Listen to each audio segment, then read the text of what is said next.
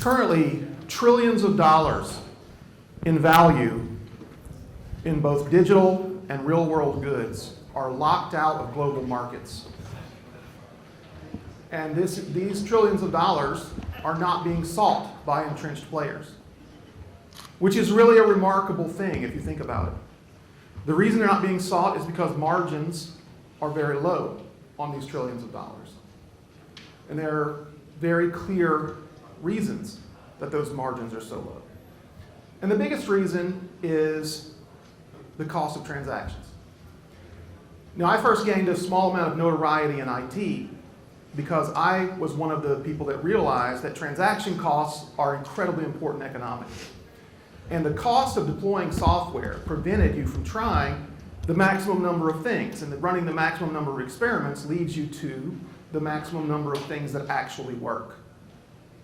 So the closer you can drive transaction costs to zero, if your software deploys can be painless, can be fast, can be instant, can be non-disruptive, then you can do the maximum number of experiments.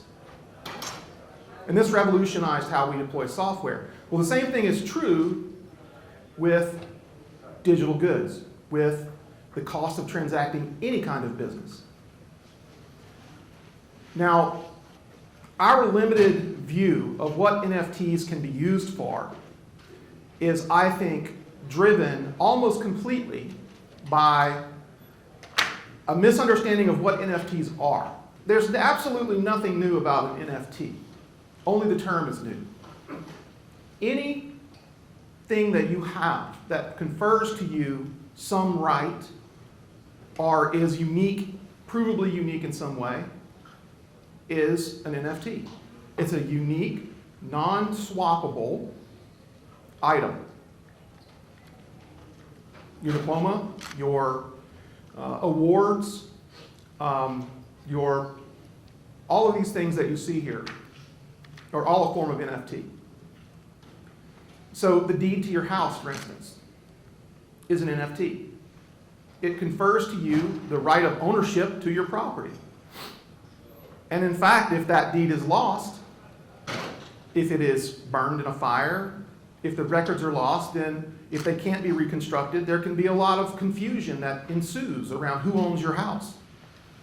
And homes, properties, many things have been lost in this fashion just because the records are lost. And when the records are recovered, time has moved on. And perhaps you don't get back what you lost. So let's just take, for instance, what happens when you can add low transaction cost to all of these amazing capabilities that we add with our new digital ledger. A global, distributed, unforgeable, unlosable record of transfers of ownership. Now, this obviously changes the game. This can change the game both for digital goods and for physical goods. We're going to focus more on digital goods right now, but there is absolutely no vertical, there is no industry that cannot be completely disrupted by introducing these capabilities with low cost of transactions. The most accessible to us right now is digital goods. There's nothing wrong with collectibles, there's nothing wrong with art, there's nothing wrong with any of the things that have made splashy headlines with NFTs. But it is so limited, and we can go so far beyond that.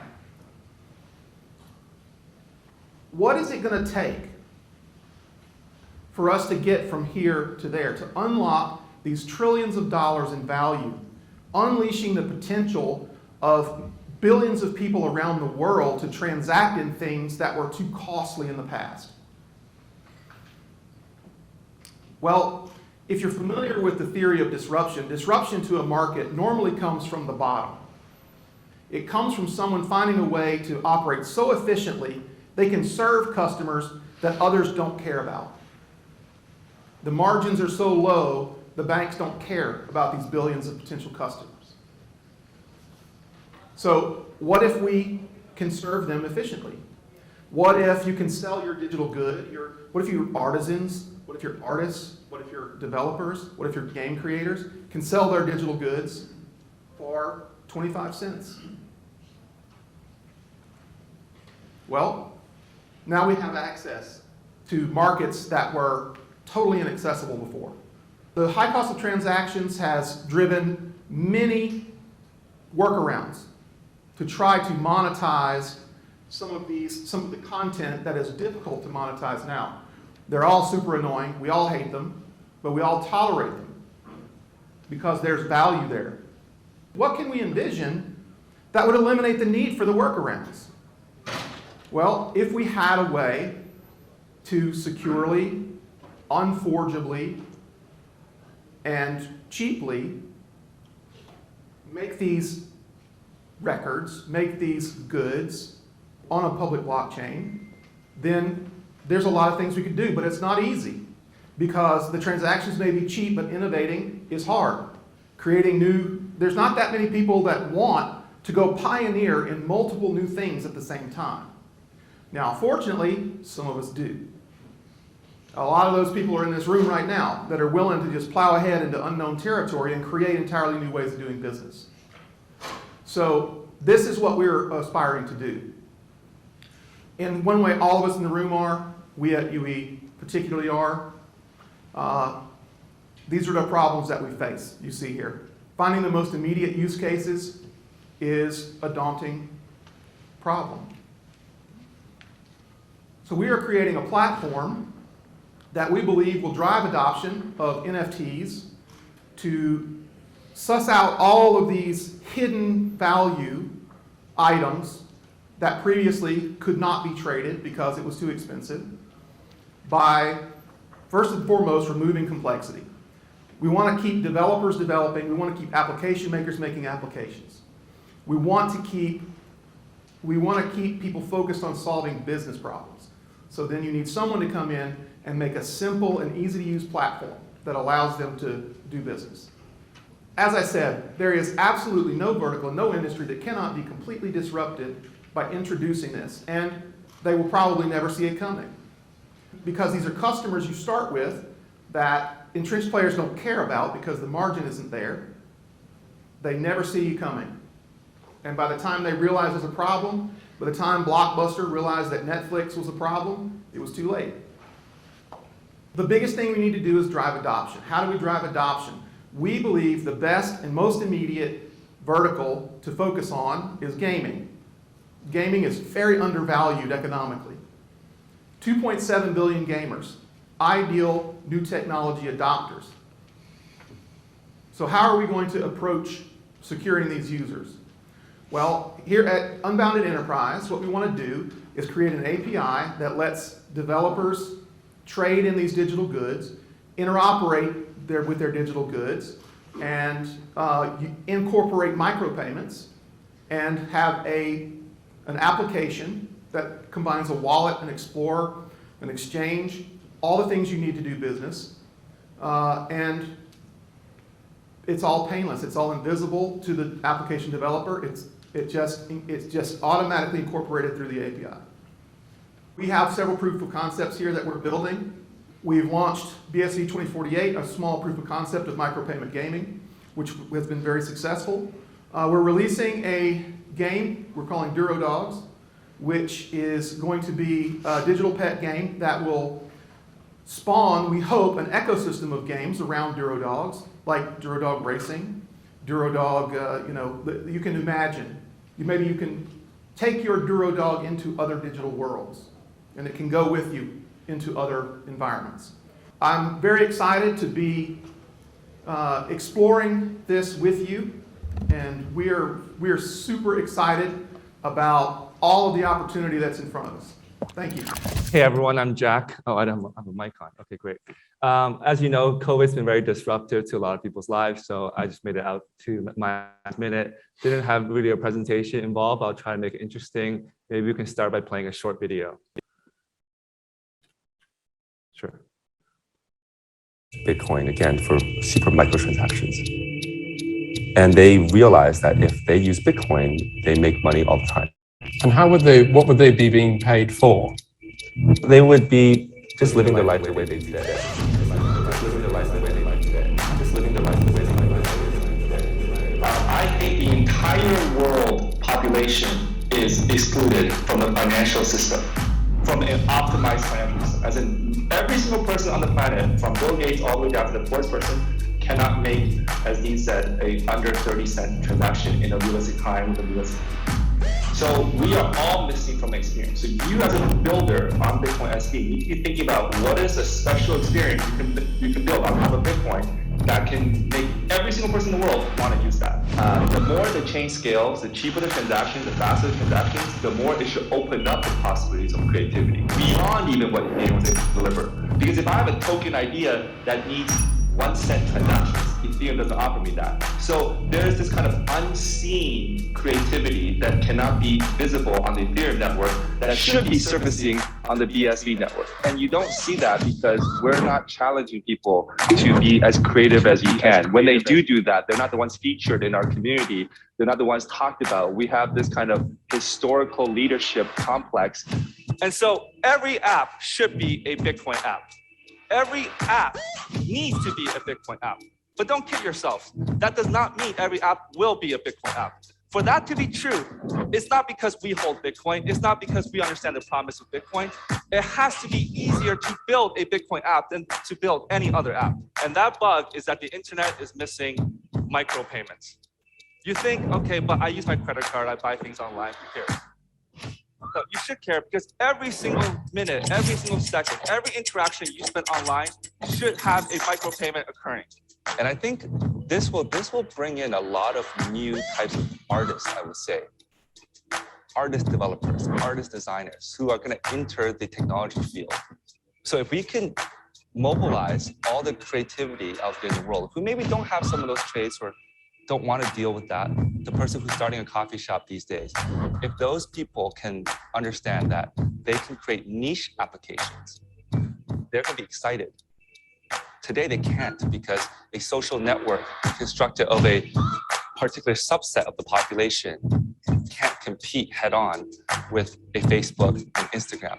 But if we all share the data, and the data is all controlled by the user on the blockchain, actually being niche, being different is going to be valued. And that's just going to make the internet so much more interesting. Who wants to every day always go to facebook.com, instagram.com, google.com for the last 20 years?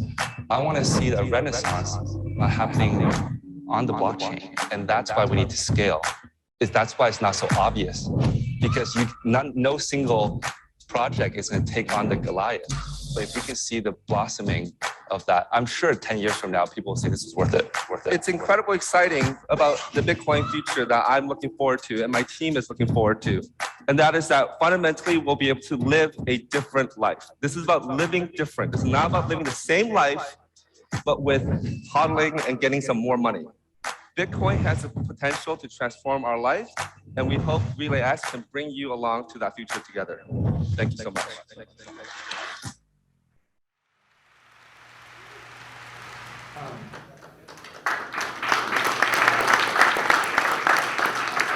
A lot of those clips were pre-COVID, and so some of the clips I think it was interesting that a lot of us played out, and we're trying to play catch up to make it happen in reality. So if you go to RelayX.com, right now I think I'm going to issue an NFT. How's that?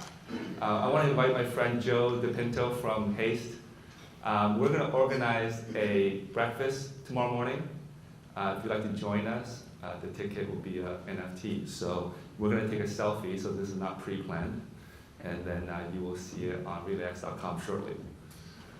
Let's take a selfie. How's that? Breakfast, we just get a hotel lobby. And the interesting thing is, even if you guys buy it, maybe the people who come to the event will not be anyone in this room. That's how public the market will be. Okay. All right, Joe. 1, 2, 3. All right. We're going to post that picture up right now. And we can talk more and have a kind of private conversation about anything you want to partner with. Obviously, a lot of people to get to here. And similar to the previous speaker, this is what NFT is about. It's not about striking a deal with the NBA to make like the Boston Celtics or Miami Heat tickets, 18,000 of them all be an NFT. That'll happen eventually when every single person is using Bitcoin every single second of their lives. But for now, you have to find places where, you know, art is not getting a shine. That's what Ethereum's about. Other things, you know, this breakfast. These are monetizable things now. So let me get back to uploading the picture. 1 second. Yeah.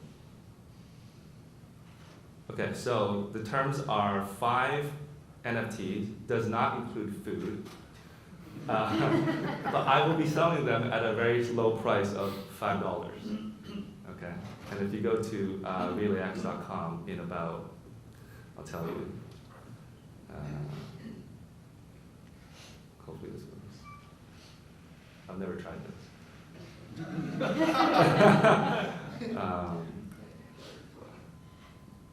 The users who experience a lot of Relay bugs are going to be like, now's your turn. Yeah. Anyways, who's used RelayX and bought a token or minted a token? Do you guys see sort of where it's going or have other ideas of where it's going? I was able to turn some winnings from genuine retweets into a token that earned me $100 from the $2 that genuine retweets paid out. So 50 times return on investment for minting a token. Yeah. And then I myself bought this hat that was issued by Joe's company, Haste, that was presented earlier. I think, so I auctioned a champagne cork on RelayX for $8,500. For charity. For charity, yeah. Well done. And I think who has like a card right now by Relay? Does anyone order one of those? Okay. It's at home. Yeah, so you can sell an NFT and then spend it right now wherever it's accepted by Visa. And these themselves were issued as an NFT. There's only 5,000 of them. And I didn't cheat, but I happen to have number 1. So this was before we had the idea to make it as an NFT. I already kind of bought one on the record database. But the bigger vision is not even to just to allow people to earn BSV without going to exchange to buy it and then use a Visa card. The bigger vision is that as soon as I sell this breakfast with Joe, we'll have made $5 each times 5, and we're not paying for the food. So this networking opportunity just became a market. And everyone else in this room, this is not exclusive to myself, can do the same. And so then there's a way to kind of collaborate discussion. And then, I'm sorry, but the idea of this conference ticket itself is going to be kind of gone away, because you can now make your own combinations of who you want to be meeting with at different spots and things like that. After that, we don't have to then think about whether BSV price is going up or down. We can then buy another token for some other service or clothing. Now I'm buying for other things. And the effect that BSV will do is that when you have a completely scalable blockchain, you can no longer constrain who has access to minted NFT to just athletes or exclusive bands or partnerships. I get that because they're trying to get everyone to buy the same NFT. That's a speculative market, right? That's not what I'm about. That's what Fabric is about. What I'm about is making sure that there's so many tokens that the idea that every single token goes up is gone from our minds. But also the idea that I now bought Dogecoin, I need to sell it tomorrow so I can buy something else because I can't live on Dogecoin, I can't live on BSV. The BSV unit has no relevance to my daily life. So what the real vision that I have of a real-time economy is that no longer will human beings on this planet ever think about the concept of money or finance again. We like BTC because it goes up, but some days it goes down. We like stocks, so we listen to Warren Buffett, over the long run, it goes up. But if I'm a kid at 7, I don't have time for the long run, right? I want to start living my life now. I don't want to be famous in my 80s on some billboard like Forbes list, okay? That's not what I'm about. And the way you remove money from the conversation is not even to say BSV is volatile, I'll make a stable coin. Well, that stable coin is getting inflated 30%, 50% every single year. Some years, 10%. So you got to turn on the Federal Reserve CNBC. You got to turn on now Crypto, I just made it 24/7. You're watching this 24/7. If you can have everything that we use, services, commodities, goods, things that we don't even know could be traded, intangible assets like this breakfast we're about to have, that means that everybody's collection of NFTs are not just something they hope someone else will buy for hire in the future. That's one little component that you can show in your house, your art. It will mean that every single person has the freedom and the right to choose their own stable basket, full of their own dreams and their own ambitions and what they want to learn and what they want to do with their loved ones or whoever. And then, just like you feel safe when a hurricane's coming because you have a bunch of non-perishable goods that you can eat and rely on. You got rice, you got water, you got whatever. You now have digital tokens that are redeemable for the very things you want to do for the next 1 year, 2 years, 3 years. At that point, you couldn't care less if BSV goes up or down, or whether dollars go up or down. This is why it's not about stable coins, it's about tokenizing everything. And then it'll be up to the speculators to say, well, I think that's interesting. I think clearly that's all going to trade against BSV, the asset, and then BSV, by inception into people's minds, will become the most valuable asset on this entire planet. That's our view. That's why we're open sourcing everything we do. We just want to see that vision come to fruition, and let's do it together. Thanks a lot. It was actually very inspirational, and I appreciate that both of you about kind of where NFTs are going. I honestly have no idea where it's going to go, but I do know that it's going to be a very exciting ride to get there. And so, at Fixed Gaming, we want to keep pushing the envelope. I think is the same as both of you guys, and just really see kind of where this ends up. Definitely don't want to predict anything that's going to happen with that. I don't even want to knock off, with the NBA. I mean, even if the big brands do it, doesn't mean the little brands can do it. And we actually have something that's going to go public. They're a much smaller brand, but still is cool, to actually start getting into the NFT market, adding utility to Jack's point, where they actually do something with it and versus just the price of it. So yeah, I mean, not much to add, but I will say that this is definitely going to be an exciting ride, because I think I do generally agree that this is going to permeate through everything, because it's kind of like crypto was before with payments, and now we're putting it into kind of everything. And Jack's right. If I had all of the food I was ever going to buy in my wallet and NFTs and all of the electronics, like a Best Buy token or whatever it is, whoever manufactures it, that's a really interesting idea. To where you maybe don't really need money and you can just live poor.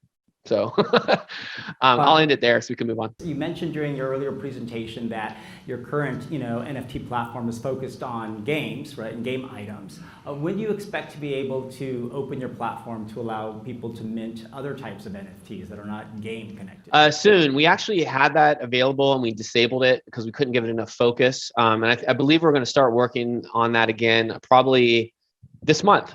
September. So I hope to have that wrapped up this month or next, to where they can, like I said, with OpenSea, can go and create a collection and kind of do their thing.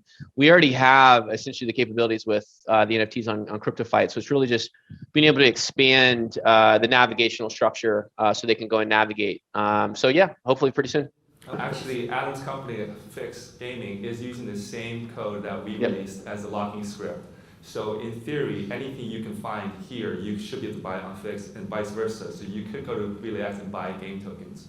That's enabled. So that means any wallet. So you don't like this interface, build your own. If you don't like this wallet, build your own. There's going to be thousands of interfaces. We don't need to wait for Airbnb to hire 1,000 people to have localization languages in Japan and wherever. What we want to do is cause a Cambrian explosion. So I'm excited to hear that you're going to open up. We're going to open up as well.